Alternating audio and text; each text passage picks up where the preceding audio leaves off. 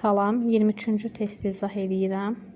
İpə bağlanmış cisim şaqli müstəvidə çevrə üzrə bərabər sürətlə hərəkət edir. K nöqtəsində sürətin, ağırlıq qüvvəsinin və təcilin istiqamətini soruşur. Deməli, gördüyümüz kimi K nöqtəsində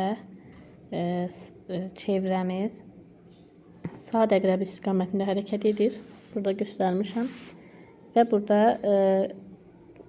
çevrə üzrə bərabər sürətlə hərəkətdə sürət çevrəyə toxunandır. Yəni belə, belə, belə, belə. Bu sürətdir. Deməli, sürət K nöqtəsində sola doğru yönələcək. D. Ağırlıq qüvvəsi həmişə bura yer səthidir. Yerin mərkəzinə doğru yönəlir. Yəni B. Aşağı.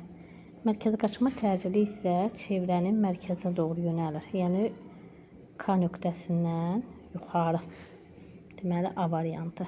Həm də çevrə üzrə bərabər sürətlə hərəkətdə sürət dedik ki, soladır. K nöqtəsindən çevrəyə toxunan. Mərkəzə qaçma təcili çevrənin mərkəzinə doğru yönəlir. Biz buradan da bilirik ki, çevrə üzrə bərabər sürətlə hərəkətdə təcildən sürət bir-birinə perpendikulyar yönəlir.